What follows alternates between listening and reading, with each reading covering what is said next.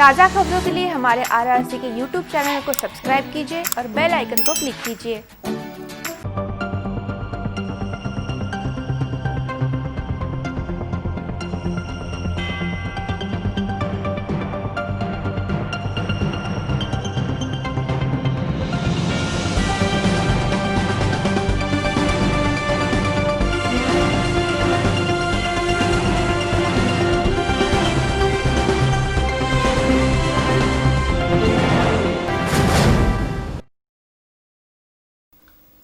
नमस्कार, मैं Pallavi Tanwar city news की हिंदी समाचार बुलेटिन में आपका हार्दिक स्वागत करती हूं। सबसे पहले एक नजर आज की सुर्खियों पर। हेडलाईनचे प्रस्तुतकर्ता घरकुल मसाले दे रोजच्या जेवणाला मायेची चव।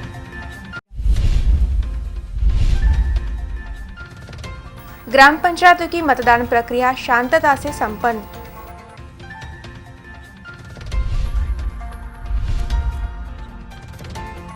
मुख्य बस स्थानक पर आरटी-पीसीआर जांच की सख्ती।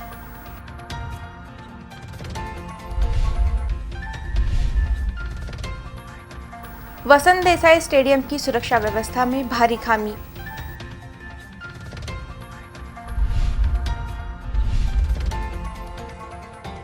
आरोग्य कर्मचारियों के निवास स्थान की अत्यंत दुरावस्था।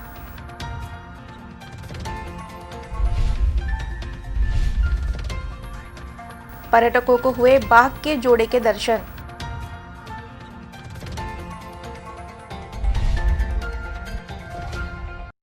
अब समाचार विस्तार से।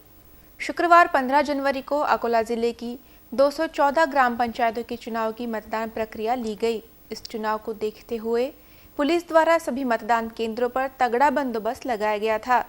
सोमवार 18 जनवरी को मतगणना की जाएगी, जिसकी ओर सभी का ध्यान लगा हुआ है।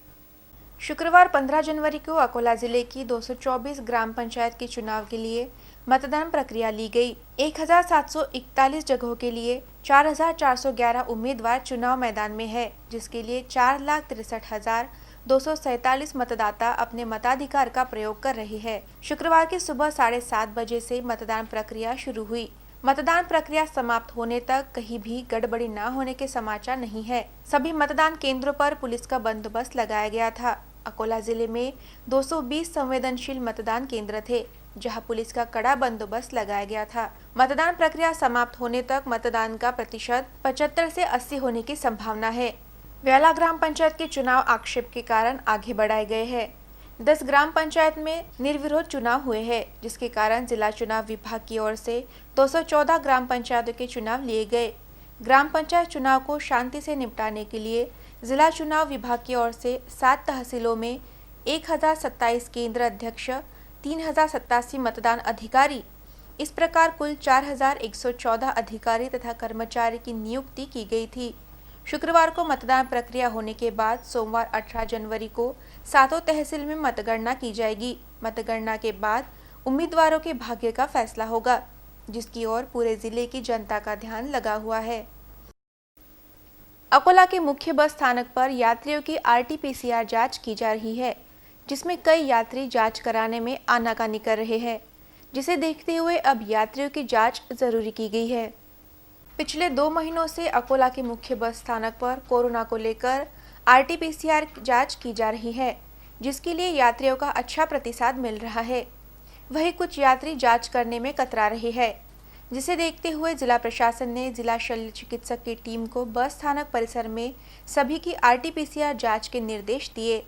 इस दौरान यदि यात्रा करनी है तो यह जांच करनी ही होगी, इस प्रकार की शर्त रखी गई है, जिसके बाद तकरीबन 100 यात्रियों की जांच की गई। अभी तक अकोला के मुख्य बस स्थानक पर 3000 से अधिक यात्रियों की आरटी-पीसीआर जांच की जा चुकी है और अब रोजाना सभी यात्रियों की कड़ाई से जांच की जाने वाली है। आरटी-पीसीआर जांच का नियोजन अकोला के मुख्य बस स्थानक के व्यवस्थापक अरविंद पिसोले, जिला शल्य चिकित्सक कार्यालय डॉक्टर राजकुमार चौहान के मार्गदर्शन में डॉक्टर अताउल रहमान, वैद्यकीय अधिकारी doctor Ashwin Tiwari, doctor Mohammad Jafar, doctor Ramu Dhage, Mangala Dongre, Ram Singh पावड़ा द्वारा यह जांच की जा रही है। अकोला वसंत देसाई स्टेडियम पर सुरक्षा के दृष्टिकोण से सीसीटीवी कैमरे लगाए गए थे। यह सभी कैमरे 4 महीनों से बंद पड़े हैं, जिसके कारण यहाँ आने वाले खिलाड़ी और नागरिकों की सुरक्षा को लेकर सवालिया निशान लग गया है। अकोला के वसंत देसाई क्रीड़ांगन में संकुल समिति के मार्फत यहाँ किसी भी प्रकार की गड़बड़ी ना हो, इसके लिए सीसीटीवी कैमरों की व्यवस्था की गई है, परंतु यहाँ लगे सभी सीसीटीवी पिछले 5 महीनों से बंद पड़े हुए हैं। गौरतलब है कि यहाँ लगे सीसीटीवी के फुटेज के आधार पर जिम्नास्टिक कोच को खिलाड़ियों के साथ अप्राकृतिक कृत्य करने पर तत्कालीन जिलाधिकारी जी श्रीकांत ने अपराध दर्ज कर कार्रवाई की थी। वहीं सीसीटीवी कैमरे अब धूल खाते हुए पड़े हैं। क्रीड़ा संकुल समिति के अध्यक्ष अब अकोला के पालक मंत्री ओम प्रकाश उर्फ बच्चू कडू है, जिन्हें इस ओर गंभीरता से ध्यान देने की मांग मैदान पर आने वाले नागरिक कर रहे हैं। कोरोना वायरस के संक्रमण के कारण पिछले 8 महीने से क्रीड़ा संकुल बंद था, परंतु अब रोजाना इस मैदान पर खिलाड़ियों के साथ ही स्थानीय नागरिक बड़ी संख्या में आ रहे हैं। इसके अलावा पुलिस भर्ती को देखते हुए युवाजन यहाँ स्वास्थ्य लाभ के लिए आ रहे हैं। यह मोबाइल चोरी का प्रमाण भी बढ़ गया है, जिसकी ओर जिला क्रीड़ा अधिकारी कार्यालय ध्यान तक देने के लिए तैयार नहीं है। इस बात को ध्यान में रखते हुए भविष्य में मैदान पर किसी भी प्रकार की गड़बड़ी ना हो, इसके लिए सीसीटीवी कैमरे दुरुस्त कर इसे शुरू करने की मांग हो रही है।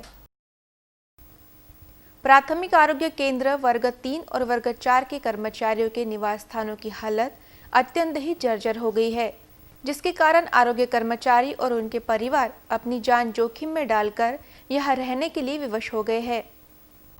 भंडारा के जिला अस्पताल में 10 नवजात की मौत होने के बाद राज्य सरकार जागरूक हो गई है। इस प्रकार की घटना दोबारा ना हो, इसके लिए आवश्यक निर्देश दिए गए हैं। अकोला जिला आरोग्य विभाग ने भी अस्पताल में इस प्रकार की घटना ना हो, इसके लिए विशेष ध्यान देना शुरू किया है, परंतु आरोग्य कर्मचारियों के निवास स्थान की दुरावस्था की ओर जिला आरोग्य विभाग ध्यान देने के लिए तैयार नहीं है। अकोला जिले के कई गाँव में आरोग्य केंद्र और उप केंद्र में वर्ग 3 एवं वर्ग 4 के कर्मचारी अपने परिवार के साथ जर्जर हो चुके सरकारी निवास स्थान में रहते हैं। आपातपा गांव के आरोग्य केंद्र की अवस्था अच्छी है, परंतु वर्ग 3 और वर्ग 4 के कर्मचारियों के निवास स्थानों की हालत अत्यंत ही धोखादायक हो गई है। यह निवास स्थान कब गिरेंगे, इसका कोई भरोसा नहीं रह गया है। निवास स्थान की दीवारों में दरारें पड़ गई है, छत का प्लास्टर गिर गया है, यहाँ के शौचालयों पर दरवाजे नहीं है, ऐसी कई समस्याएं हैं। इस हालात में आरोग्य कर्मचारी अपने परिवारों के साथ रहने के लिए विवश है, जिसकी ओर गंभीरता से ध्यान देते हुए आरोग्य विभाग के कर्मचारियों के निवास स्थान की दुरुस्ती करने की अपेक्षा व्यक्त की जा रही है। शासनाचे नियम आहे की मुख्यालय राहणं आवश्यक आहे कर्मचाऱ्यासाठी, आणि तेवढी शासनाची काही सुविधा राहण्याजोगती नाही आहे, तरी आम्ही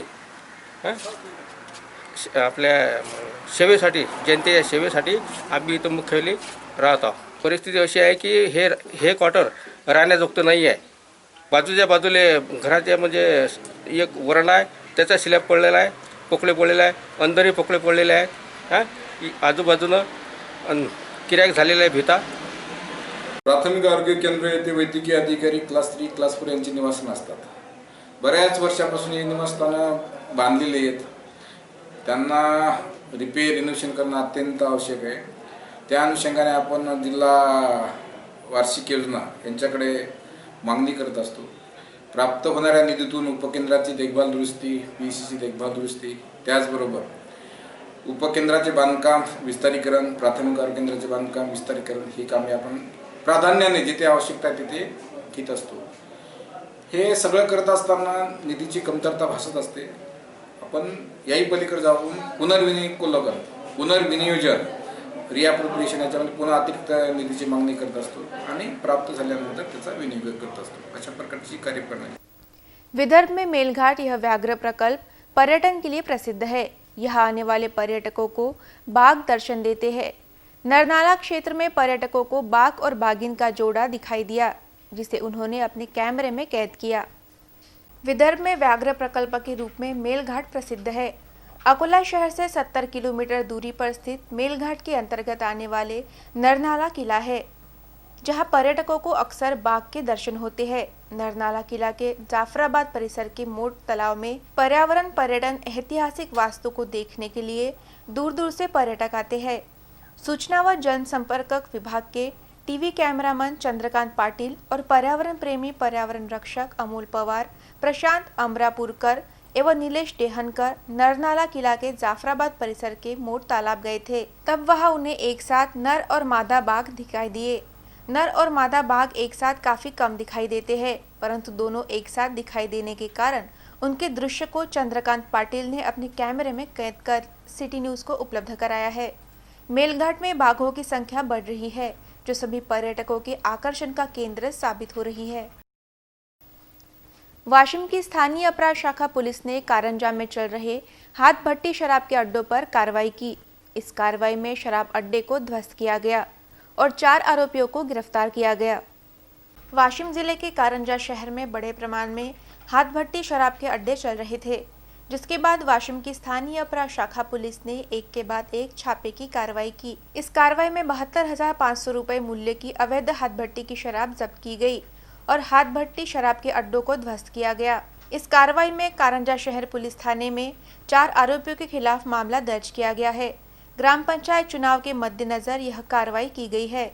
इस कार्रवाई में अजीज खान, रहमान खान, कासम कालू, निनशुर वाले, शेख इरफान, शेख अमीर और इस्माइल मदन गौरवी के खिलाफ मामला दर्ज किया गया। यह कार्रवाई वाशिम जिला पुलिस अधीक्षक वसंत परदेसी, अपर पुलिस अधीक्षक विजय कुमार चौहान के मार्गदर्शन में स्थानीय अपराध शाखा के पुलिस निरीक्षक शिवाजी ठाकरे, पीएसआई अजय कुमार, शब्बीर पठान सहित पुलिस कर्मचारियों ने की। इस कार्रवाई के कारण अवैध शराब विक्रेताओं में खलबली मच गई है। अकोला महानगर पालिका के अधिकांश कर्मचारियों की ड्यूटी ग्राम पंचायत चुनाव में लगाई गई है, जिसके कारण नागरिकों को दिक्कतों का सामना करना पड़ रहा है। सोमवार के बाद महानगर पालिका का कामकाज सुचारू होगा। अकोला जिले के ग्राम पंचायत चुनाव के मतदान प्रक्रिया के लिए मनपा के कर्मचारियों की नियुक्ति की गई है। शुक्रवार को मतदान प्रक्रिया पूर्ण होगी।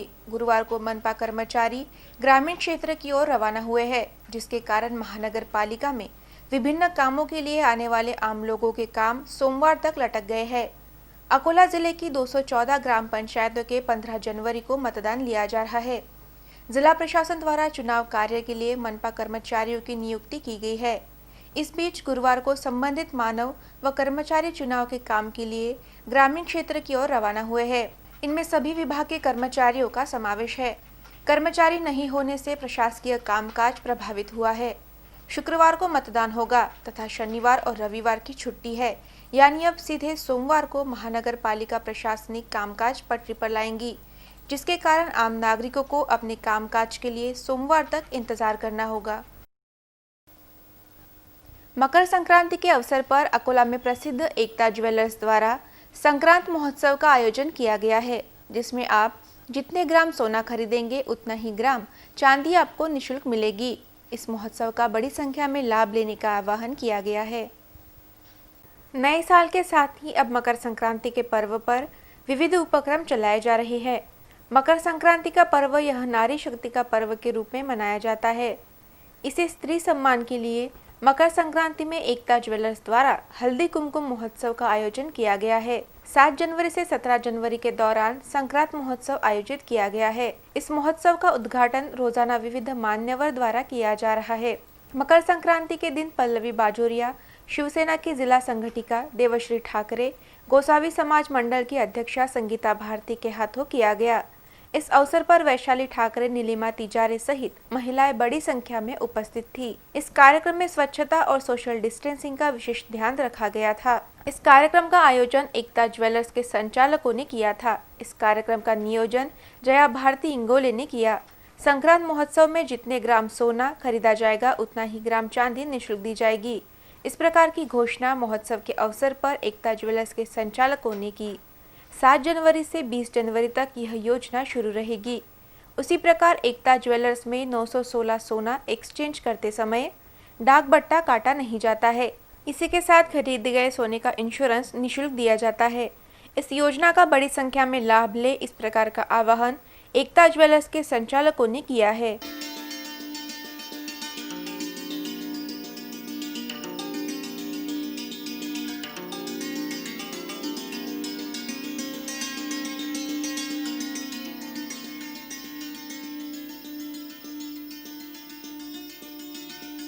हमारी मेन जो पॉलिसी है वो है 100% एक्सचेंज की 22 कैरेट के ऑर्नामेंट पे।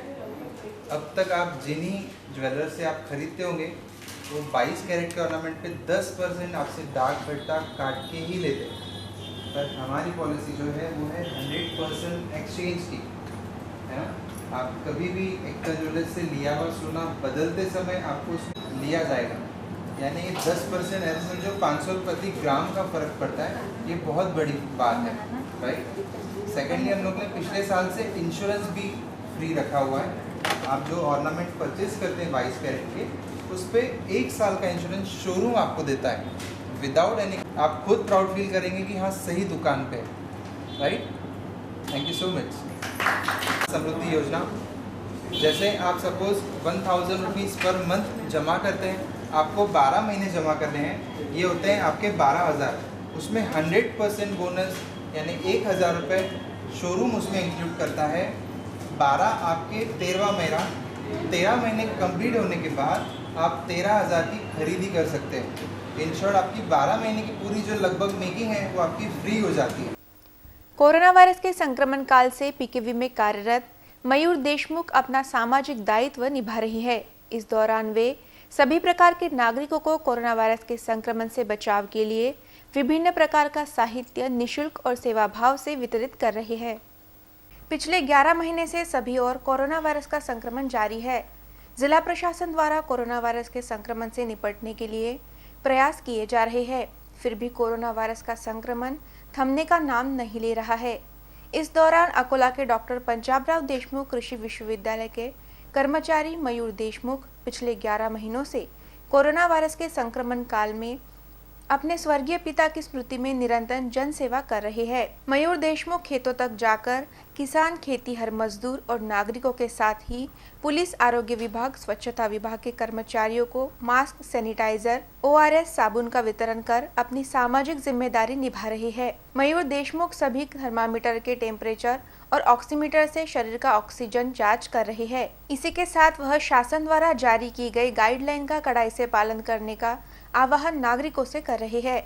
वर्तमान समय में मयूर देशमुख भाजी विक्रेता, MIDC परिसर के मजदूर और कामगारों को मास्क वितरित कर जन सेवा एवं कोरोना वायरस को लेकर जन जागृति कर रहे हैं।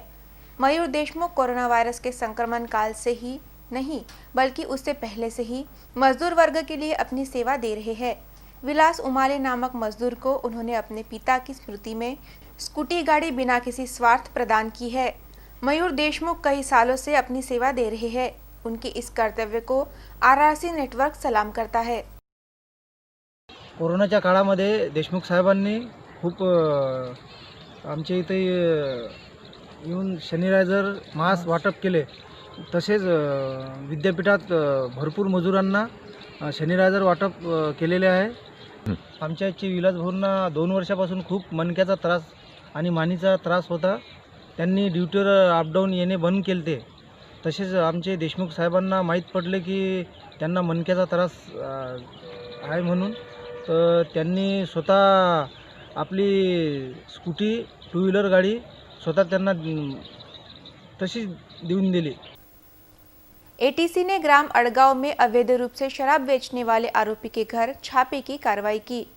इस कार्रवाई में ATC ने बड़े प्रमाण में महंगी बियर का माल जब्त किया तथा आरोपी पर मुंबई अधिनियम के अनुसार मामला दर्ज किया।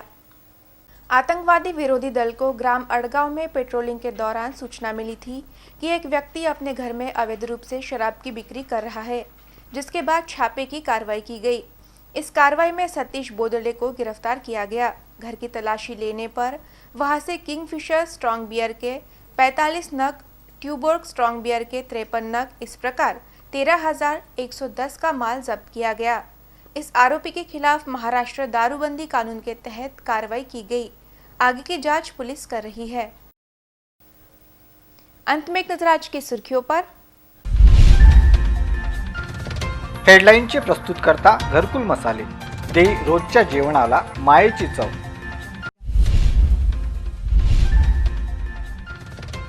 ग्राम पंचायतों की मतदान प्रक्रिया शांतता से संपन्न।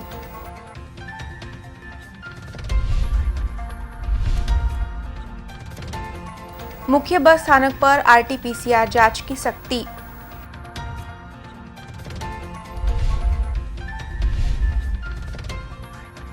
वसंत देसाई स्टेडियम की सुरक्षा व्यवस्था में भारी खामी।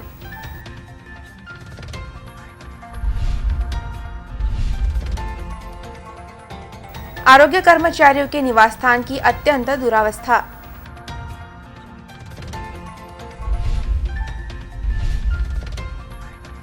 पर्यटकों को हुए बाघ के जोड़े के दर्शन।